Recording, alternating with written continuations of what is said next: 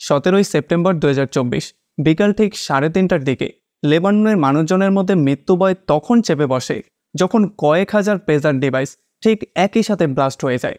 এই পেজার ডিভাইসগুলো হিজবুল্লাহর সদস্যরা একে অন্যের সাথে কমিউনিকেট করার জন্য ব্যবহার করত। আর যখন এই পেজার ডিভাইসগুলো ব্লাস্ট হয়েছিল তখন তারা কেউ ঘরের মধ্যে ছিল, কেউ বাজারে ছিল বা কেউ রাস্তায় মানুষের মধ্যে ছিল। হিজবুল্লাহর সদস্যদের দাবি হচ্ছে তাদের পেজারের মধ্যে একটা মেসেজ রিসিভ হয়েছিল, আর যখনই তারা মেসেজটা চেক করতে গিয়েছিল তখনই যতগুলো পেজার মেশিন অন ছিল প্রত্যেকটা পেজার একই সাথে ব্লাস্ট হয়েছিল। আর এই ব্লাস্টের মধ্যে প্রায় 12 জন মানুষের মৃত্যু হয়েছে, যার মধ্যে কয়েকজন বাচ্চাও আছে, আর তাছাড়া প্রায় 3000 মানুষ আহত হয়েছে। যদিও এই ব্লাস্টটা লেবাননের মধ্যে হয়েছে, তবে এইটার আতঙ্ক পুরো দুনিয়াতে ছড়িয়ে পড়েছে। লেবাননে খুব জলদি ইমার্জেন্সি ঘোষণা করে দেয়া হয়, রোগীদের মাধ্যমে হসপিটাল ভর্তি হয়ে যায়।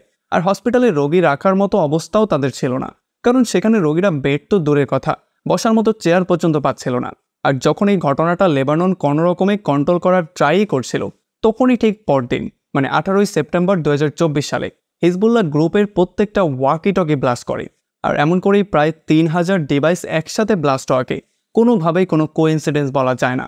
হিজবুল্লাহ এই সমস্ত কিছুর দায়ভার তার সবচেয়ে বড় শত্রু ইসরায়েলের উপরে দিয়েছে। তবে এখানে কোয়েশ্চেনটা চলে আসে যে এই সমস্ত ব্যাপারগুলো পসিবল কি করে হলো। সেই সমস্ত ব্যাপারগুলোই জানবো আজকের এই ভিডিওতে। তো চলুন শুরু করি। আসলে পেজার ডিভাইস হচ্ছে গিয়ে এমন একটা কমিউনিকেট ডিভাইস যেটার মাধ্যমে একে অন্যের সাথে খুব সহজেই কমিউনিকেট করা যায়। এটা কোনো সিম বা মোবাইল নেটওয়ার্ক ইউজ করে না, এটা রেডিওর ফ্রিকোয়েন্সি ইউজ করে, যেটার মাধ্যমে কিছু টেক্সট মেসেজ শুধু এটা রিসিভ করতে পারে, কোনো টেক্সট মেসেজ সেন্ডও করতে পারে না বা কোনো অডিও বা ভিডিও বার্তাও সে রিসিভ করতে পারে না। আসলে হিজবুল্লাহ গ্রুপ প্রথম দিকে সেলফোনের উপরেই বেশি ডিপেন্ডেন্ট ছিল। তবে হিজবুল্লাহ গ্রুপের এটা ভয় ছিল যে তাদের সবচেয়ে বড় শত্রু ইসরায়েল, যাদের পেছনে কিনা আমেরিকা সাপোর্ট করছে, এজন্য আমেরিকার সাহায্য নিয়ে হয়তোবা তারা তাদের সেলফোনগুলো হ্যাক করে তাদের লোকেশন ট্র্যাক করে ফেলতেও পারে।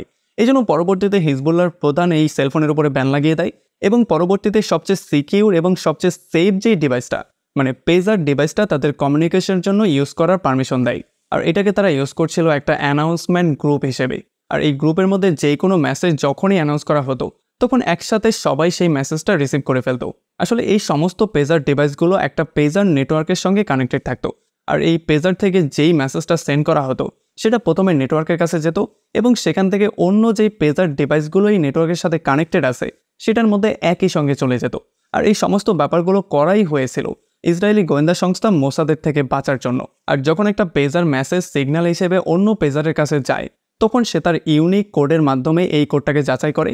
যখনই কোড ম্যাচ করে তখন এই পেজারটা সেই সিগন্যালটাকে মেসেজ হিসেবে রিসিভ করে। আর এখন পর্যন্ত খবর বলছে প্রায় 3000-এরও বেশি পেজার ব্লাস্ট হয়েছে। আর সেগুলো সবগুলোই ব্লাস্ট হয়েছে সাউথ লেবাননের আশেপাশে, মানে ইসরায়েল ও লেবাননের বর্ডারের আশেপাশে।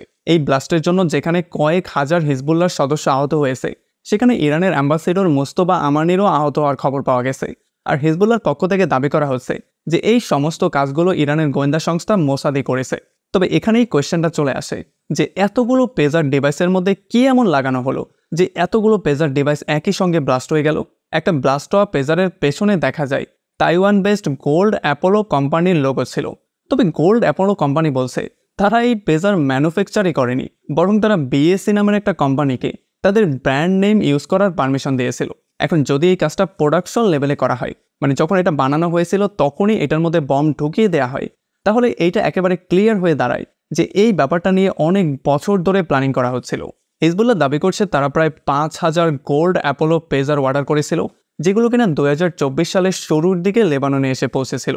তবে অ্যাপোলো কোম্পানির হেড সু চিং ওয়াং বলছে যে যেই পেজারগুলো ব্লাস্ট হয়েছে সেগুলোর প্রোডাকশন তাইওয়ানে কখনো হয়নি, বরং বিএসসি সেই কোম্পানিটা এগুলোর প্রোডাকশন অন্য কোথাও করেছিল।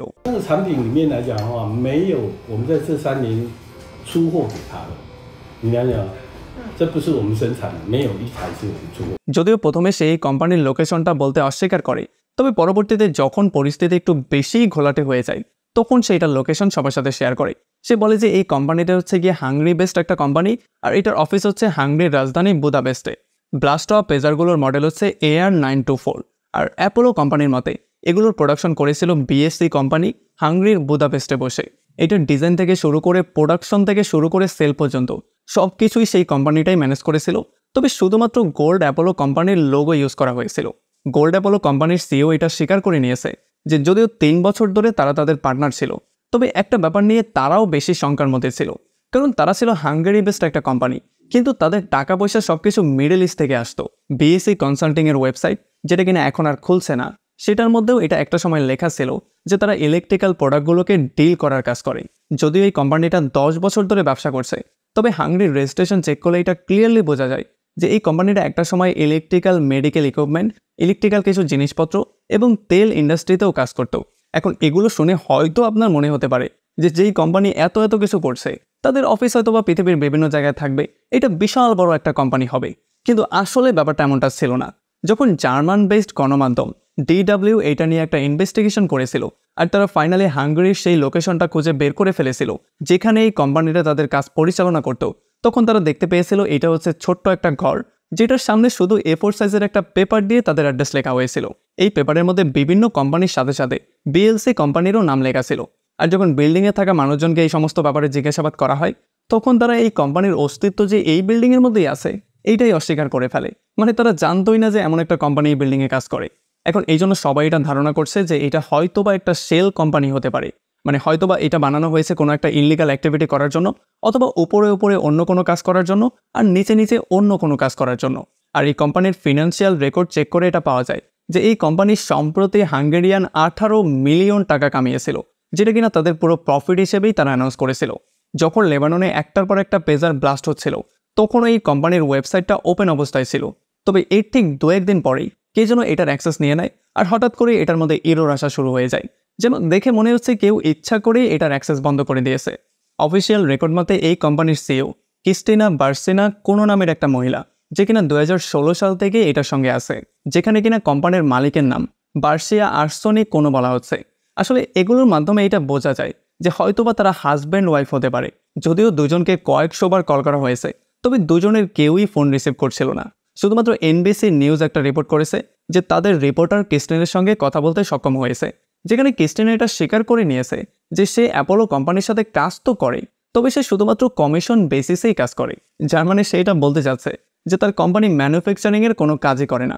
এখন এত কিছু হয়ে যাবে আর হাঙ্গেরি গভর্নমেন্ট চুপচাপ বসে থাকবে, ব্যাপারটা তো এমনটা হতে পারে না। হাঙ্গেরির স্পোক পার্সন এক্সে একটা টুইট করে এটা বলে দেয় যে আসলে BSC কোম্পানির কোনো ম্যানুফ্যাকচারিং পারমিশনই হাঙ্গেরিতে দেয়া হয়নি, যার মানে যেই ব্লাস্টগুলো হয়েছে সেটার সাথে এই কোম্পানির কোনো কানেকশনই নেই। আর যেহেতু BSC কোম্পানির কেউই কিছু বলছে না, এই জন্য সবাই এটা ধারণা করছে যে হিজবুল্লাহর কাছে পেজারগুলো পাঠানোর আগে বা ম্যানুফ্যাকচারিংয়ের সময়ই এটার মধ্যে কোনো একটা ঝামেলা করা হয়েছে।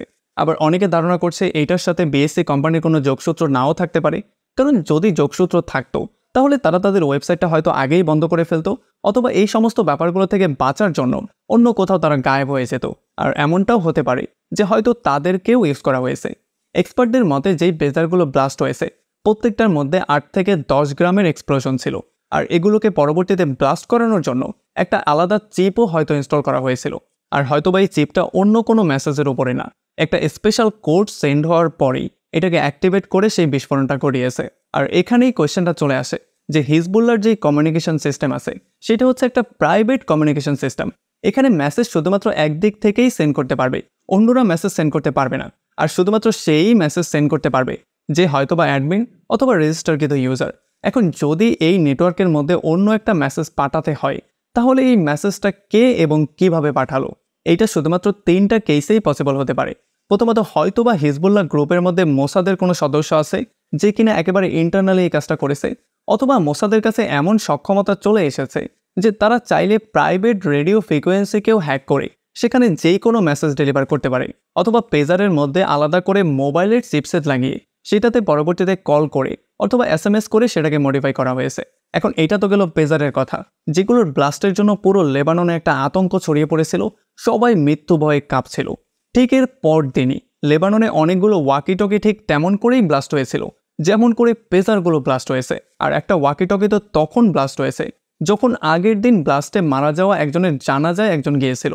বিস্ফোরিত ওয়াকিটকির একটা ছবির মধ্যে দেখা যায় যে এই ওয়াকিটকিগুলো বানিয়েছে জাপানের একটা কোম্পানি, যেটার নাম হচ্ছে আইকম। তবে আইকম কোম্পানি বলছে যে ওয়াকিটকির এই স্পেশাল মডেলটা, যেটা হচ্ছে ICV82, এই মডেলটা তারা 2014 সালেই বানানো বন্ধ করে দিয়েছিল।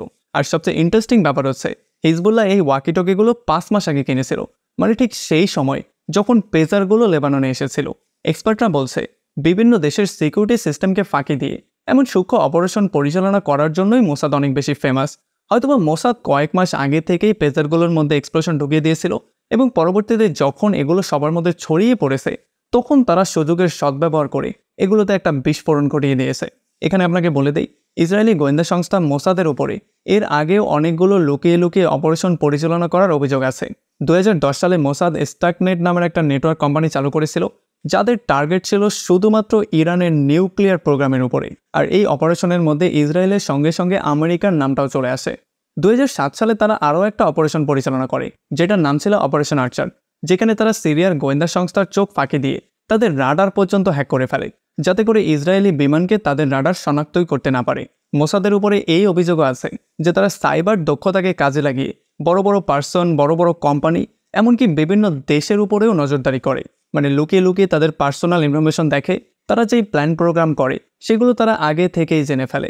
লেবাননের পেজারগুলো ব্লাস্ট হওয়া ছিল ইতিহাসের ভয়ঙ্কর একটা অধ্যায়, যেটা কিনা এর আগে ইতিহাসে কখনো হয়নি। যখন লেবাননের পেজারগুলো ব্লাস্ট হয়ে গেছে তখন একটা অন্যরকম যুদ্ধই বেঁধে বেঁধে শুরু হয়ে গেছে।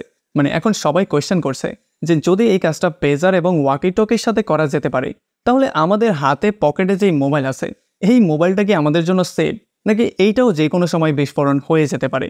পৃথিবীতে বহু যুদ্ধ আগেও হয়েছে, পৃথিবীতে বহু যুদ্ধ হয়তো পরেও হবে, তবে যুদ্ধে আক্রমণ করার নতুন একটা টেকনিক আনলক হয়ে গিয়েছে, যেটা থেকে বাঁচা প্রায় ইম্পসিবল হয়ে দাঁড়িয়েছে। তো এই ছিল আজকের ভিডিও। আমাকে কমেন্ট করে জানান যে এইটা নিয়ে আপনার কি মতামত, আমরা কিভাবে এই আক্রমণ থেকে বাঁচতে পারি। সেইটার কোনো আইডিয়া জানা থাকলে সেইটা অবশ্যই কমেন্ট করে জানাতে পারেন। ভিডিও ভালো লাগলে অবশ্যই একটা লাইক করবেন, আর আমাকে প্রথমবার দেখলে সাবস্ক্রাইব করতে একেবারেই ভুলবেন না।